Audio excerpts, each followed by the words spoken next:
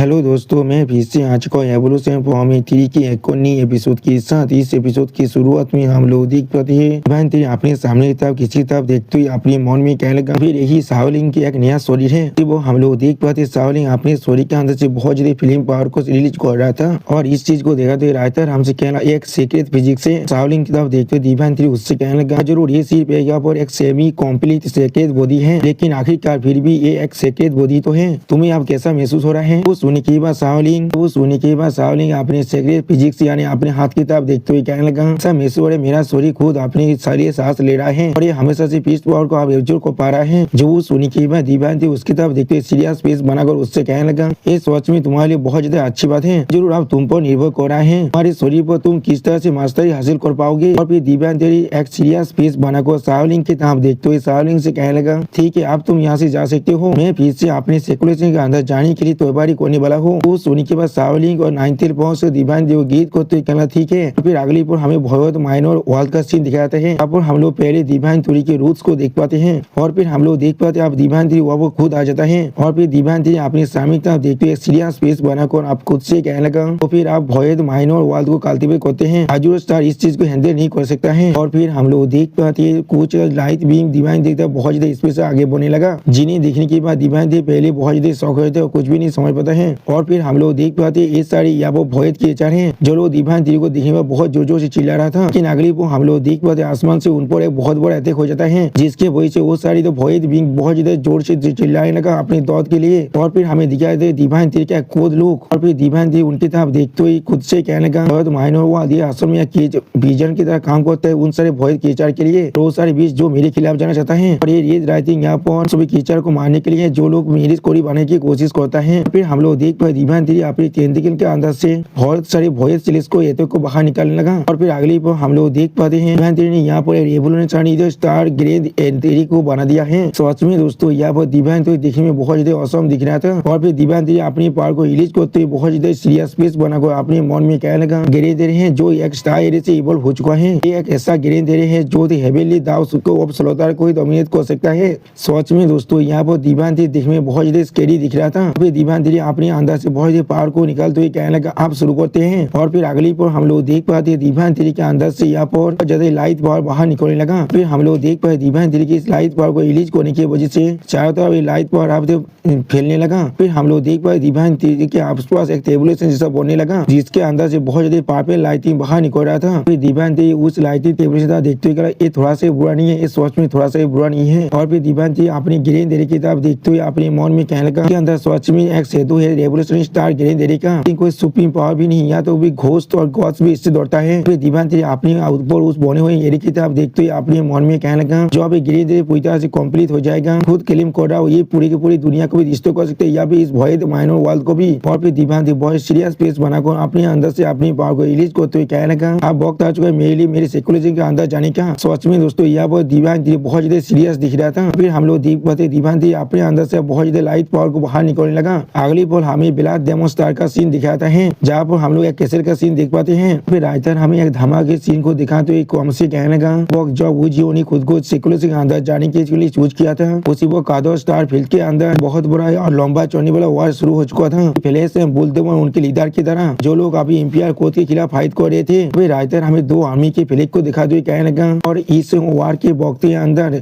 इंपियर code के unceasing support की वजह से लोगों ने आधे ब्लैक डेमन स्टार को पूरी तरह से ऑक्युपाई कर लिया था। फिर हमें दिखाया था व्हाइट टाइगर का सीन जो जोर से चिल्ला और कहने लगा स्टार बुल और स्टार टाइगर और स्टार वॉर्स वो तीनों एक्स्ट्रा काम कर भी मेरे खिलाफ जीत नहीं सकता है। और फिर हम लोग देख पाते हैं व्हाइट टाइगर बाहर की तरफ देखते बहुत जोर जोर से चिल्ला और कहने लगा मैं सच में बहुत ताकतवर हूँ। व्हाइट टाइगर को ऐसा बिहेव करते हुए देखने के बाद एमसी का दिशा तो पोजिशन वो कहने लगा कितने आते नोजी है यहाँ पर। वो हमें दिखाया गोल्डन एंड यानी फ्लैश का सीन जो हर किसी तरफ देखते हुए उनसे कहने लगा पहले ही बहुत सारे बैटल को लड़ाई कर चुके हैं फिर हमें इसके वजह किसी भी तरह की रिजल्ट नहीं मिला है। जो वो सुनी के बाद इंसेट क्वीन आप फ्लैश से कहने लगा तो ट्विन तेज कॉन्स्टेलेशन अचानक से इस फाइट को ज्वाइन ना करता तो भी ये लड़ाई बहुत पहले खत्म हो चुका होता। तो वो सुनी के बाद बोलते अपनी पावर को रिलीज करते हुए कहने लगा फिर हम लोगों ने जरूर उनके 3 कॉन्स्टेलेशन को जरूर मार डाला है। सच में दोस्तों यहाँ बोलते बहुत औसम दिख रहा था। बोलते आओ बिंग की तरफ देखते उससे कहने लगा तुम्हारे लिए क्या तुमने उनके साथ कॉन्टेक्ट कर पा रहे हो। वो सुनी के बाद आओ बिंग आप बोलते से कहने लगा कि इंपियर कोड ने 100 साल से भी ज्यादा वक्त के लिए तैयार कर रखा था। ट्राइब से फिर से कॉन्टेक्ट कर पाना ये सोच में थोड़ा सा भी आसान नहीं है। तो सुनी के बाद एमसी का दिशा पे उन सभी से कहने लगा। और अगर हम लोग यहाँ पर रिसोर्स के बारे में बात करें, फिर इम्पियर कोड डेमोनी कोड से थोड़ा सा भी इंफीरियर नहीं है। जब उन लोगों ने ब्लैक डेमन स्टार के आधे हिस्से को ऑक्युपाई कर लिया है, यहाँ पर अपनी ट्रूप्स को रखना भी शुरू कर दिया है। इस वार के अंदर उन लोगों को अपार आता जा रहा है। फिर एमसी का दिशा पे सीरियस पीस बनाकर उन सभी से कहने लगा। और हम लोग इस ग्रेन बेदल के अंदर प्रोसेस ना कर पाए तो फिर ये चीज हमारे लिए बाद में बहुत ही परेशानी पूरा हो सकता है। और फिर उनके सामने हम लोग एक मैप को देख पाते हैं। फिर उस मैप को देखते हुए फेलिक्स उन सभी से कहने लगा, वो सिर्फ मेरे पास 6 सोदा की पावर होता तो फिर मैं इस आखिरी बेतल के अंदर इस लड़ाई को पूरी तरह से खत्म कर देता। जो सुनी के बाद बोल दे कहने लगा, लाउरेन ने पहले ही हमसे कह दिया है सिस्टम हमारे लिए नए एनफोर्समेंट को अरेंज करने वाला है, जो बहुत जल्दी हमारे पास आ जाएगा। फिर अगली पर हमें दिखा दे शाओलिंग और नाइनटेल फॉक्स का सीन, जहाँ पर शाओलिंग अपने मन में कहने लगा, मास्टर अभी अपनी सेकुलेशन के अंदर है, हर किसी को जो चार्ज ले रहे वो यहाँ पर मैं और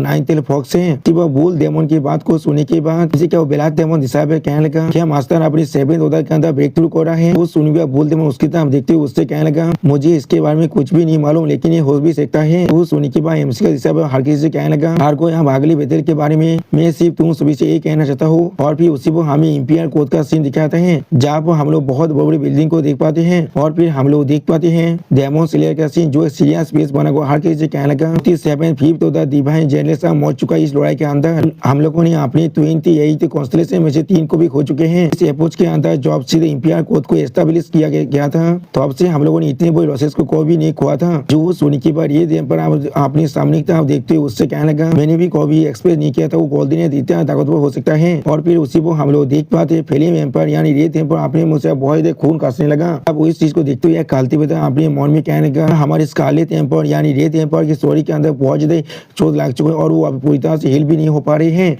और फिर वही दिशा पे अपने सामने देखते हुए कहने लगा, तो इतना ताकतवर फिल्म एम्पायर भी डेमोनी बोल की गेबेदी की वजह से चोट पा सकता है। और फिर हम लोग देख पाते फिल्म एम्पायर अपनी पावर को थोड़ा सा रिलीज करते उन सभी से कहने लगा, अभी भी हमारी 4 हेवनली किंग्स पूरी तरह से तौबा नहीं है। वो सोने के बाद डेमन स्लेयर अब उससे कहने लगा, वो अभी अपने रास्ते में है इस तरफ आने के लिए। जो सोने के बाद रेत एम्पायर यहाँ पर एक सीरियस स्पेस बनाने लगा और बहुत ज्यादा स्कैरी लुक देने लगा। और एम्पायर और डेमन स्लेयर की तरफ देखते हुए एक छोटे से जानवर उनसे पूछने लगा, और डेमन स्लेयर किस लिए आप बाकी से ग्रेट एम्पायर को यहाँ पर सामने नहीं कर रहे हैं। ये डॉलर यहाँ पर सी हेवनली एम्पायर ऐसा है जो इस लड़ाई के अंदर सच में फाइट कर सकता है। वो छोटे से कीचड़ की बात को सुनने के बाद डेमन स्लेयर बहुत ज्यादा करीब आकर उसे देखने लगा। फिर हम लोग देख पाते ये छोटे से कीचड़ यहाँ पर और कोई नहीं, वो गॉड विष्णु का लीडर है, एक फॉक्स क्लैन का मेंबर। और फिर वो जोर से चिल्लाते हुए डेमन स्लेयर से कहने लगा, अगर वो 5 हेवनली एम्पायर एक साथ मिलकर काम करते हैं तो फिर हम सभी को इस लड़ाई को आज तक खींचने की कोई भी जरूरत नहीं है। तो वो सुनने के बाद डेमन स्लेयर उसकी तरफ देखते हुए उससे कहने लगा, उनके पास अपनी खुद के काम है। और फिर फिल्म एम्पायर यानी रेत एम्पायर उसकी तरफ देखते हुए उससे कहने लगा, इस बार तुम सभी के पास भी अपनी खुद के काम होगा और हेवनली किंग के साथ अच्छी तरह से कोऑर्डिनेट कर को बेला डेमन स्टार को पूरी तरह से कब्जा करना पड़ेगा। हमारे उस माइनर सिक्के को फिर से हासिल करना पड़ेगा। तो सुनने के बाद हम लोग देख पाते सारे काल्ती एक साथ जोर से चिल्ला कहने हाँ।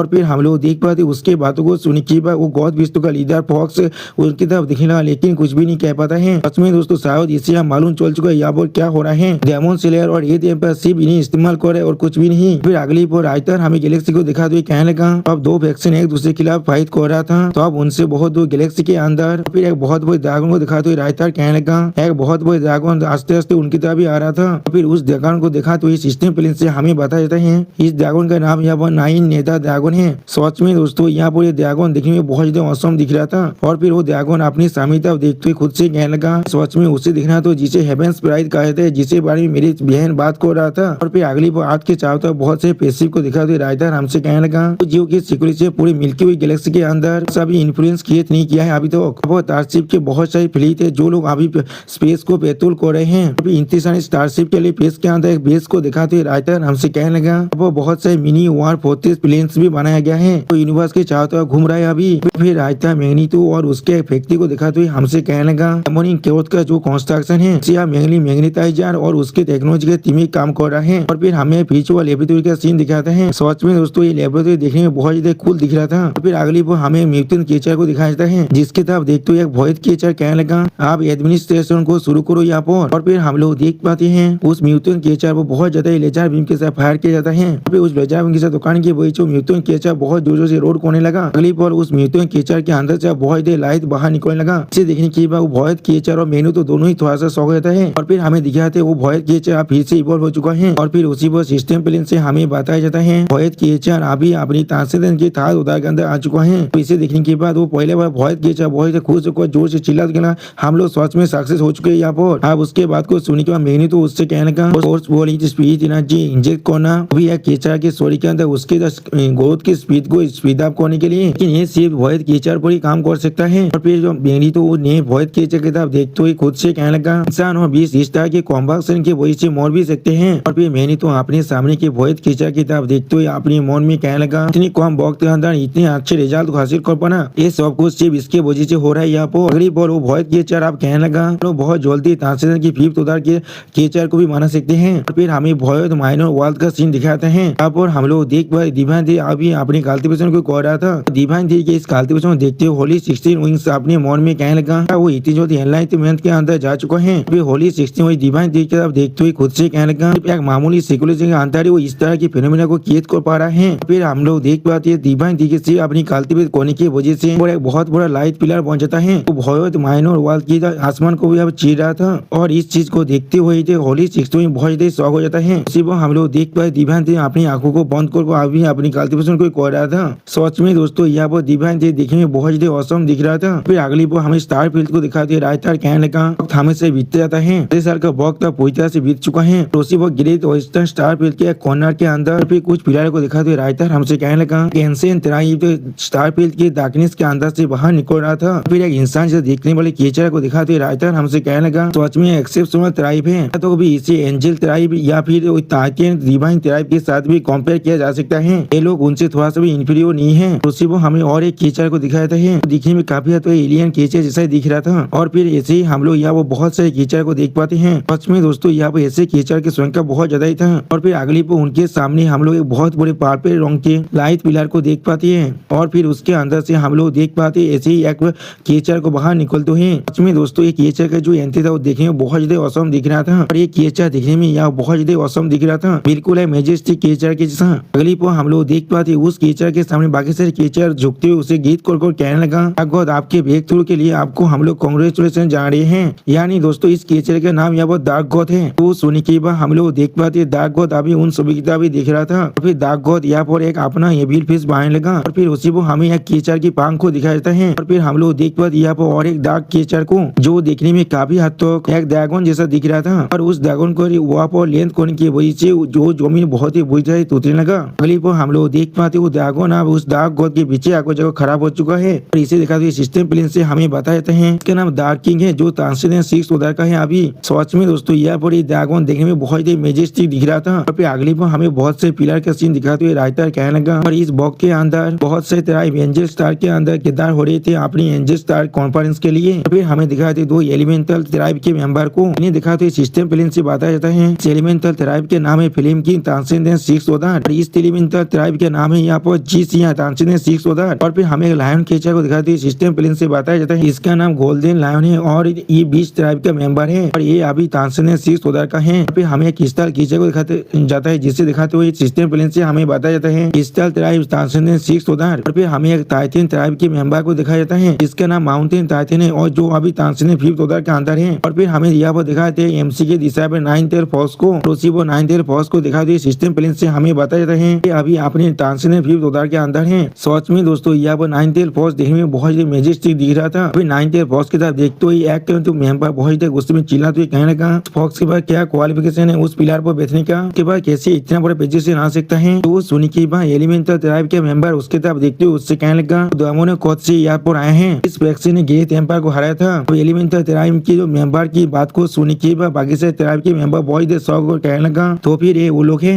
वो एक ऑक्टोपस जैसा देखने वाला केचर 9th और फॉक्स की तरफ देखते हुए कहने लगा क्या वो लोग अभी इंपीरियल कोड के खिलाफ फाइट नहीं कर रहे हैं। और एक केचर कहने लगा कि जो इम्पोजी मिलाने उस सोच में बहुत ही एक्स्ट्रा उद्यानी है यहाँ पर। और फिर हम लोग देख पाते हैं 9th एयर फोर्स बहुत ही सीरियस पीस बनाकर अपने सामने तरफ देखने लगा। सच में दोस्तों यहाँ पर 9th एयर फोर्स बहुत ही कूल दिख रहा था। दोस्तों इसी सीन के साथ हमारा ये एपिसोड यहाँ पर खत्म होता है। प्लीज सब्सक्राइब माई चैनल और like and share this video. और दोस्तों प्लीज इस वीडियो को थोड़ा सा हाइप भी कर देना। दोस्तों प्लीज मेरे इस वीडियो को एटलीस्ट 50 लाइक तो दे दीजिए और एटलीस्ट 10 कमेंट मुझे चाहिए वरना मैं अगला एपिसोड एक्सप्लेन नहीं करने वाला हूँ। दोस्तों मेरे चैनल का जो मेंबरशिप प्रोग्राम है वो अब चालू हो चुका है। वहाँ पर मैं नई मानव को एक्सप्लेन कर रहा हूँ और बहुत जल्दी से वही मानव का एपिसोड को भी ला रहा हूँ। इसीलिए आप लोग चाहे तो वहाँ पर ज्वाइन कर उस सारे मानव को देख सकते सकते हैं। इसीलिए दोस्तों प्लीज मेरे मेंबरशिप प्रोग्राम को ज्वाइन कर लीजिए। Okay bye bye sayonara.